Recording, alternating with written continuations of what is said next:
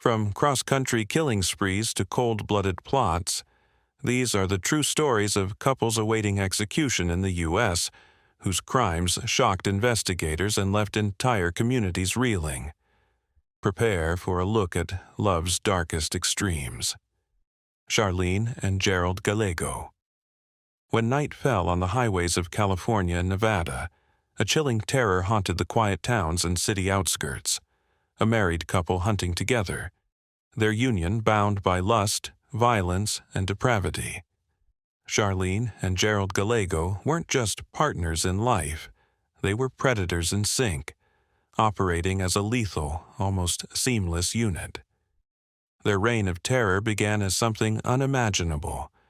An ordinary woman, Charlene, intelligent and attractive, was swept off her feet by the magnetic, controlling Gerald, a man whose dark urges and criminal record stretched back to his youth. But what began as infatuation twisted quickly into obsession, as Gerald confided to Charlene his ultimate fantasy: kidnapping, enslaving, and abusing young girls. Shockingly, she agreed to help, and soon the duo's evil partnership began to unfold. From 1978 to 1980, the Gallegos crisscrossed the western United States, blending into crowds at shopping malls, gas stations, and parking lots. Charlene, soft-spoken and seemingly harmless, would approach teenage girls with a friendly smile, sometimes offering them jobs, sometimes just asking for help, and lure them to her waiting van, where Gerald was hidden in the shadows. Once inside, the victims were trapped. What followed was a nightmare, days or hours of unspeakable abuse, orchestrated by Gerald but enabled by Charlene, who not only watched but sometimes participated. At least 10 young women lost their lives to the Gallegos, though investigators believe the true number may be higher. Girls who vanished, families left searching, lives shattered without explanation. The law finally caught up with the pair in November 1980, after a botched abduction exposed their trail of blood. The Gallegos' trial shocked the nation. Charlene, faced with overwhelming evidence and the threat of death row, turned against her husband. She testified in chilling detail about their crimes, painting Gerald as the mastermind and herself as a victim, though prosecutors argued she was anything but innocent. In the end, Gerald Gallego was sentenced to death in both California and Nevada, spending his final years isolated and unrepentant before dying of cancer in 2002. Charlene, after serving 16 years, walked free, her name forever entwined with one of America's most horrifying double acts. The Gallegos' partnership remains a dark warning, a reminder of how love, when twisted by evil, can become a force of pure destruction. Tracy Andrews and James Brooks. When two ex-convicts found each other behind prison walls, no one could have predicted the horror their partnership would unleash upon their release. Tracy Andrews and James Brooks, both familiar with violence and betrayal, formed a bond that was less about love and more about shared desperation. A dangerous cocktail that soon spilled into the highways and backroads of Texas.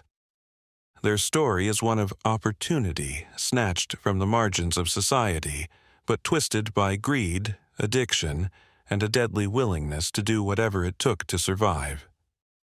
After serving time for separate crimes, Tracy and James reconnected on the outside, instantly inseparable. Theirs was a love story built not on trust or redemption, but on shared secrets and a mutual hunger for quick money. What started with petty theft escalated quickly. As they roamed from city to city, the couple targeted motels, those lonely, transient places where strangers check in and no one asks questions. Clerks were caught off guard in the early hours. Travelers became marks. The pair's modus operandi was chillingly simple. Tracy would scout the location, casing the lobby with calculated calm, while James waited in the car, gun hidden just out of sight. When the time was right, they struck with military precision.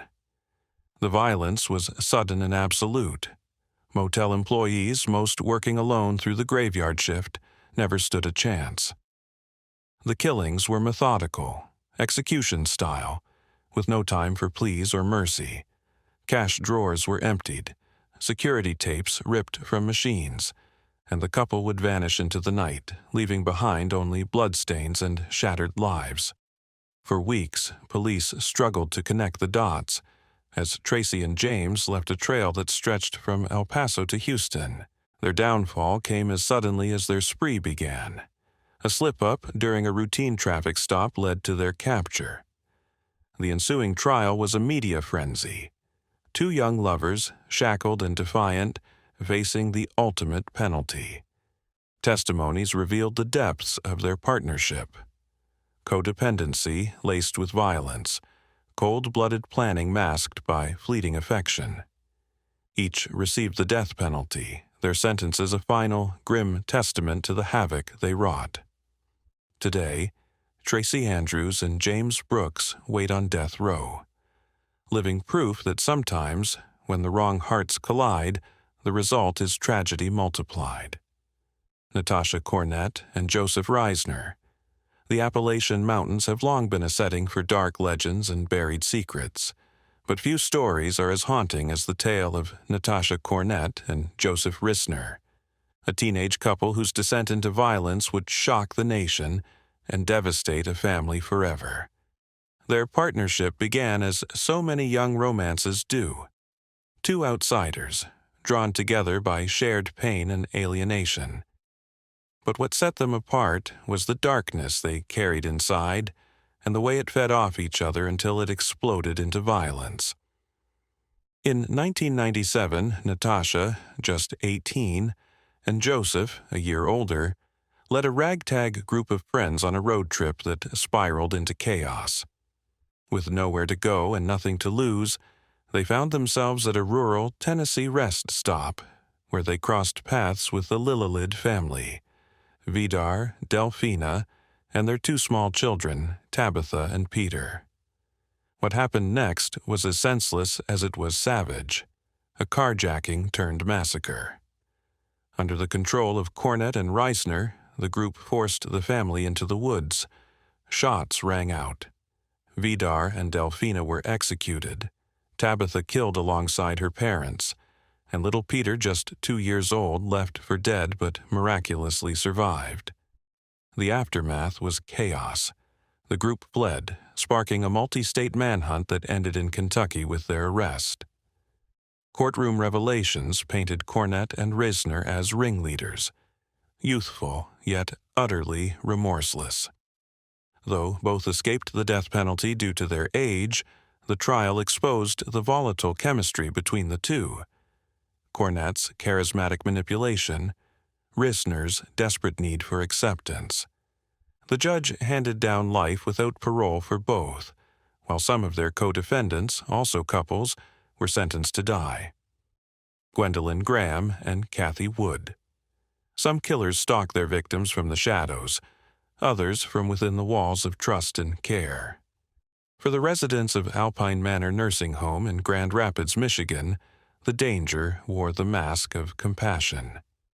Gwendolyn Graham and Kathy Wood, both nurses, began as colleagues but quickly became lovers, their secret relationship deepening into a deadly pact that would claim the lives of the most vulnerable.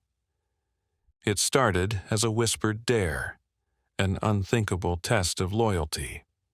Over the course of a year, Graham and Wood played a twisted game of murder, choosing their victims from among the elderly residents. Each life taken became a gift, a token of devotion in their toxic romance. The methods were subtle. Suffocation, overdoses, deaths easily attributed to old age. The bodies piled up, undetected, as the two women grew bolder and more entwined in their secret world of power and dominance. But secrets rarely stay buried. Suspicion grew as staff noticed patterns in the deaths. Guilt, perhaps, began to gnaw at Wood, who eventually confessed to police, exposing not only herself but her lover. Investigators were shocked by the callousness, the cold, matter-of-fact recounting of the murders. The trial became a media circus. Two women, lovers and killers, faces devoid of remorse. Kathy Wood testified against Graham, earning a reduced sentence, while Graham was convicted of first-degree murder and sentenced to life in prison. Martha Beck and Raymond Fernandez. In the world of post-war America, personal ads offered lonely souls a promise of hope, a second chance at love. But for dozens of unsuspecting women, answering a Lonely Hearts ad was the first step toward a nightmare they'd never escape. At the heart of this chilling saga were Martha Beck and Raymond Fernandez, a pair whose twisted courtship would transform them into two of the most infamous serial killers of the 20th century.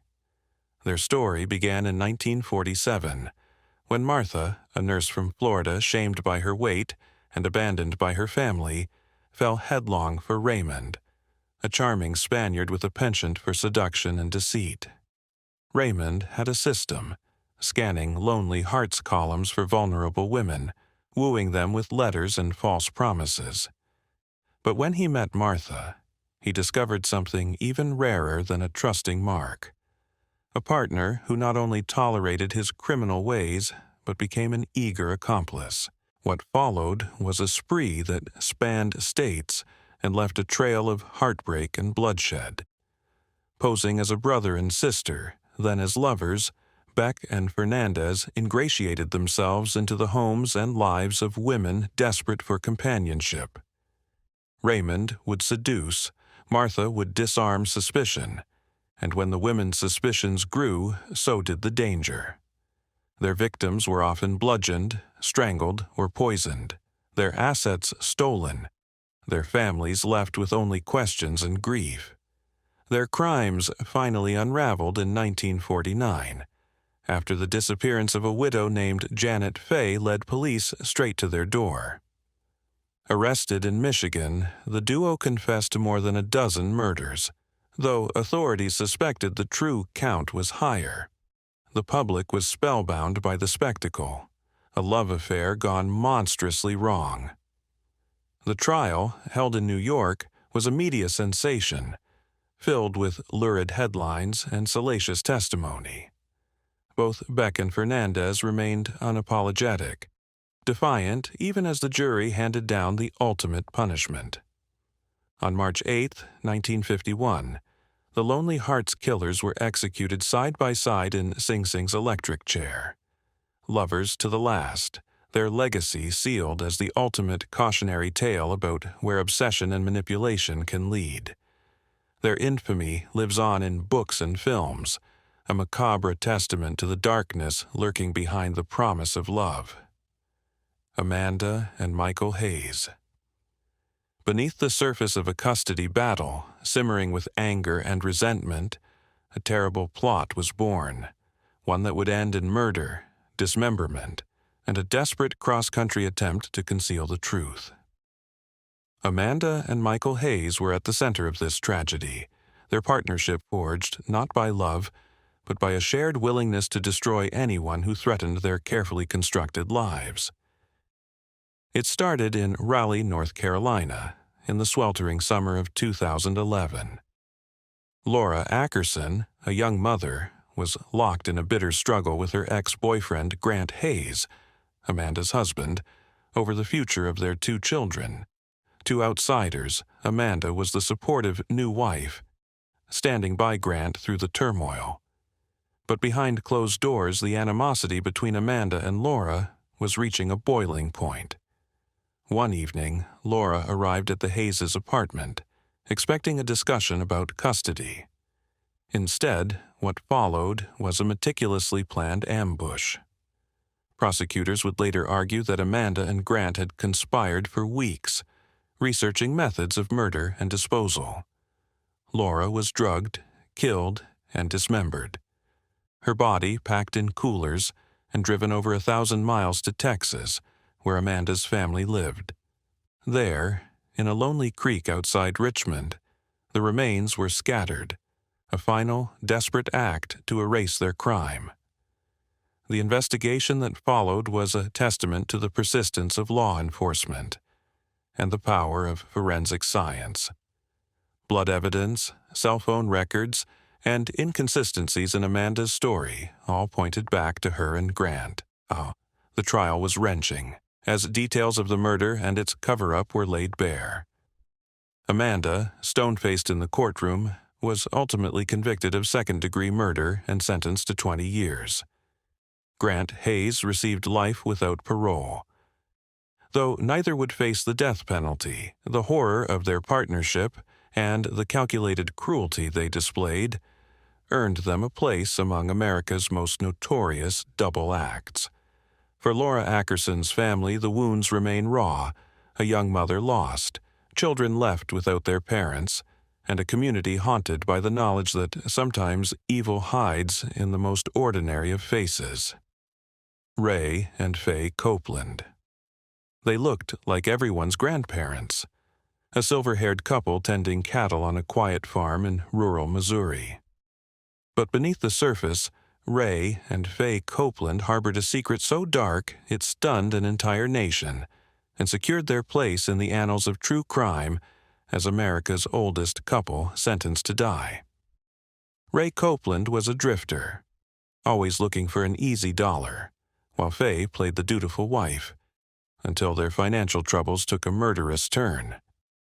In the late 1980s, the Copelands hatched a gruesome scheme to recruit homeless men as farmhands, promising them honest work and a roof over their heads. Instead, once the men's identities had been used for fraudulent cattle deals, they vanished, never to be seen again. Police would later discover their bodies buried on the Copeland farm, each victim killed with a .22 rifle and interred in shallow graves. The investigation unraveled slowly, a puzzle pieced together by a single tip from a suspicious drifter who'd managed to escape. Authorities searching the farm found not only the remains of 5 men, but meticulous records kept by Faye, ledger entries, photographs, and details that left little doubt about her involvement. The Copelands' trial captivated the country. Ray, at 76, and Faye, at 69, were convicted of multiple murders and sentenced to death, making them the oldest married couple ever condemned to die in the United States. In prison, Ray died of natural causes before his execution could be carried out, while Faye's sentence was later commuted to life due to her declining health. Yet their story remains one of the most bizarre and disturbing in American criminal history, a reminder that sometimes evil wears a friendly face and that the most ordinary-seeming people can be capable of the most extraordinary crimes. Michelle Michaud and James DiVeggio. In December 1997, on a gray winter morning in California, a crime unfolded so disturbing that even seasoned detectives struggled to describe it. Michelle Michaud and her boyfriend James DiVeggio, both with long histories of violence and abuse, became partners in a reign of terror that authorities would later call a mobile torture chamber. Their weapon of choice was a seemingly ordinary van, but inside it had been transformed, soundproofed, equipped with ropes, duct tape, and chilling homemade restraints, a vehicle designed for one purpose only. Their victim was 22-year-old Vanessa Sampson, a college student whose life intersected with the couple by sheer, tragic chance. Michaud, who often presented herself as approachable and even maternal, lured Vanessa with a ride. Once inside the van, DiVeggio emerged from hiding. What followed was a nightmare lasting for hours. Bound, assaulted, and brutalized, Vanessa endured unspeakable torment as the couple drove into the remote Sierra foothills. The van itself became a rolling crime scene, moving further from civilization with every mile. Their cruelty was systematic and practiced. Investigators later learned that Michaud and DiVeggio had experimented on others before. Michaud's own daughter among their early victims, but Vanessa was the one whose fate would seal their legacy. After the torture ended, she was strangled and dumped in a snowy embankment, left to the cold silence of the mountains. It was the evidence they left behind, DNA, fingerprints, and chilling testimony from survivors, that ultimately brought the couple down. The courtroom saw two killers, unrepentant and unmoved, their faces frozen in mugshots that would haunt California's criminal history. In 2002, both were sentenced to death. Today, they sit on California's death row, their van of horrors, long since dismantled, but the horror they wrought still lingers in the minds of those who investigated the case. Their partnership stands as a bleak reminder. Sometimes, two broken souls find each other and become infinitely more dangerous together than they ever could have been alone. Alton Coleman and Deborah Brown. The summer of 1984 is burned into the memory of the Midwest as a season of terror, a time when towns across Illinois, Ohio, Wisconsin, and Indiana learned to lock their doors and look twice at every stranger. The reason: Alton Coleman and Deborah Brown, a couple whose rampage would stretch for weeks and leave a trail of shattered families in its wake. Coleman was already a violent criminal, and Brown, described by those who knew her as docile before meeting him, became his eager accomplice and, ultimately, his equal in brutality. Their spree began with a simple plan: flee a sexual assault charge and survive on the run. But what followed defied logic or any sense of human restraint. Together, they kidnapped, raped, and murdered at least 8 people, many of them children, selecting victims almost at random, killing with knives, blunt force, and their bare hands. Their cruelty seemed boundless, their motives incomprehensible. The couple's method was chilling in its simplicity. They'd strike in small towns, using charm or the appearance of harmlessness to gain entry into homes or cars. Once inside, their violence was explosive and overwhelming. Survivors described how Deborah, under Coleman's sway, but also acting of her own volition, inflicted as much suffering as he did. The FBI launched one of its largest manhunts of the decade, releasing wanted posters that soon became a fixture in post offices and police stations across multiple states. Their eventual capture in Ohio was almost anticlimactic. Caught without incident, they confessed in graphic detail to crimes that horrified even the most hardened investigators. Both were sentenced to death in several states, but only Coleman would ultimately be executed, his life ending in 2002. Brown's sentence was commuted to life due to her mental disabilities, but her name remains synonymous with one of the deadliest criminal duos in American history, Heather Leavell Keaton and John DeBlaze. For the small community of Mobile, Alabama, the truth about Heather Leavell Keaton and John DeBlaze's crimes emerged piece by piece, a puzzle of cruelty, neglect, and murder that even the most experienced investigators found hard to comprehend. Their victims were the most innocent: John's 2 young children, Natalie and Chase, who suffered unimaginably at the hands of their own caregivers. Heather, a new mother herself, entered John's life and quickly took charge. Witnesses would later describe how the household atmosphere shifted, how Natalie and Chase became withdrawn, bruised, and frightened. Neighbors suspected trouble, but few could imagine the scale of the abuse unfolding behind closed doors. Heather's methods were insidious. She poisoned the children's food with antifreeze, starved them, and when that didn't kill quickly enough, resorted to hands-on violence. John, their father, did nothing to stop it, and sometimes participated, choosing silence over the screams of his children. For months, the siblings suffered in isolation, their school absences explained away with lies.